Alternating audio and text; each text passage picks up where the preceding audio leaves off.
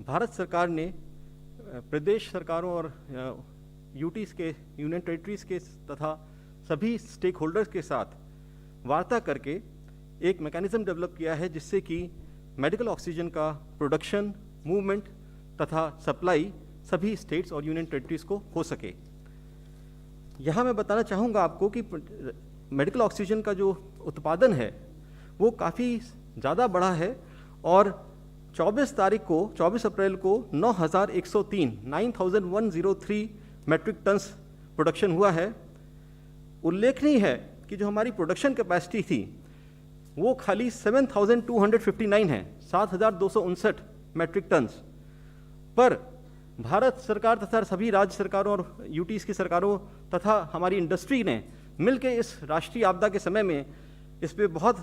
मेहनत करके इसको बढ़ाते बढ़ाते अपनी इंस्टॉल कैपेसिटी से भी कहीं ज़्यादा पहले 8,000 पहुँचाया और परसों ये 9,103 मेट्रिक टन्स था।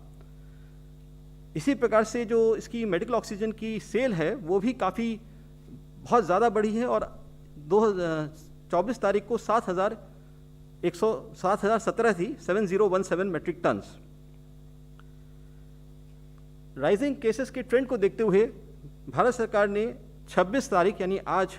सभी राज्य सरकारों को तथा यूटीज़ की सरकारों को ये निर्देश दिए हैं कि जो लिक्विड ऑक्सीजन है जो इसमें काम आती है वो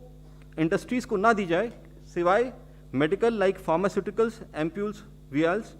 एंड डिफेंस फोर्सेस, और इस मेडिकल ऑक्सीजन की पेशेंट्स के लिए अवेलेबिलिटी को मैक्सिमाइज़ किया जाए। अभी वर्तमान में चूँकि डिमांड बहुत ज़्यादा बढ़ गई है और हमारा प्रोडक्शन सप्लाई तो अवेलेबिलिटी हमारी अभी पर्याप्त है जो हमारी ऑक्सीजन की रिक्वायरमेंट है, किंतु उसको ट्रांसपोर्ट करना वो एक अभी मेजर चैलेंज है। और यहाँ ये भी एक फैक्टर हमें ध्यान में रखना पड़ता है कि जो ऑक्सीजन का प्रोडक्शन होता है वो ज़्यादातर ईस्टर्न स्टेट्स में है और या फिर हमारे कुछ सेंट्रल स्टेट्स में है और उसकी मांग को हमें पूरे देश में सभी हिस्सों को पहुँचाना होता है।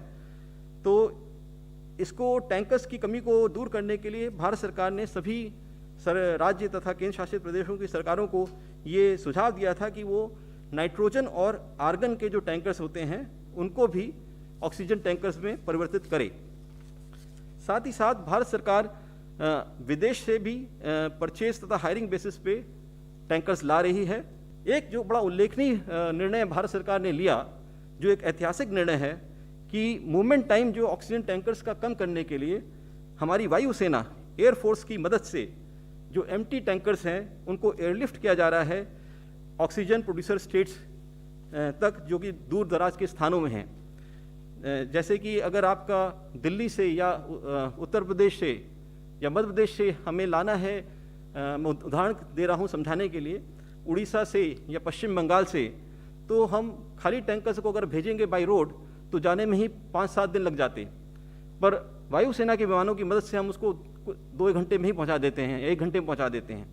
तो एक तरफ का जो डिस्टेंस ट्रैवल टाइम है वो कम हो जाता है। एक हमारी सीमा ये है कि हम भरे हुए ऑक्सीजन टैंकर्स को वायुसेना के जहाज से नहीं ला सकते, वो उसमें टेक्निकल एंगल से वो फीजिबल नहीं है, वो डेंजरस है।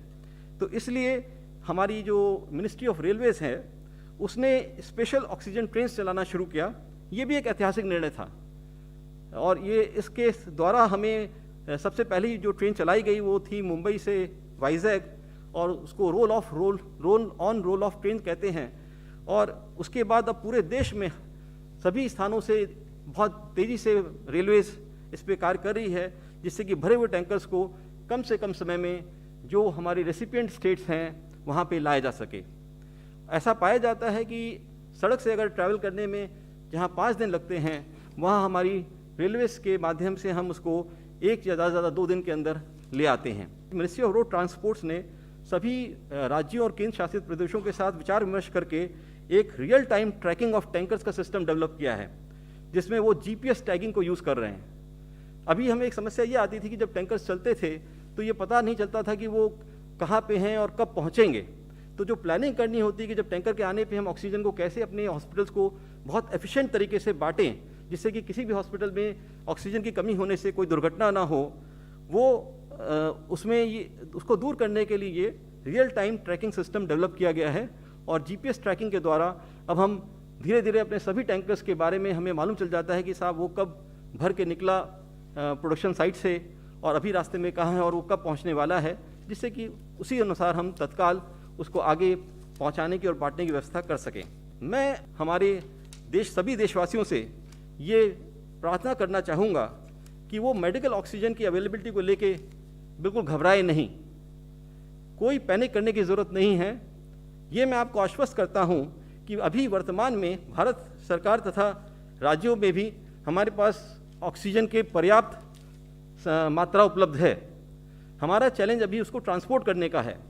क्योंकि जो टैंकर्स हैं उनकी डिमांड बहुत ज़्यादा बढ़ गई और उतने हमारे पास देश में उपलब्ध नहीं थे। जैसा मैंने बताया, उसके लिए बहुत सारे प्रयास किए गए और ये हमारी जो भारत सरकार है और जो हमारी राज्यों तथा केंद्र शासित प्रदेश की सरकार है, ये सब बहुत मिल के काम कर रही हैं एक, और तथा जितने भी स्टेक होल्डर्स इन्वॉल्व हैं, चाहे वो इंडस्ट्री हो, चाहे ऑक्सीजन सप्लायर्स हों या जो ट्रांसपोर्टर्स हों, उन सब के साथ हम लोग मिल के ये पूरा प्रयास कर रहे हैं कि जो ऑक्सीजन की अवेलेबिलिटी है और जो उसको ट्रांसपोर्ट करने का टाइम है उसको मिनिमाइज़ कर सकें और सभी हॉस्पिटल्स में उसका जुडिशियस यूज़ करते हुए हम अपने सभी मरीजों को उसके लिए पर्याप्त मात्रा में उपलब्ध करा सकें।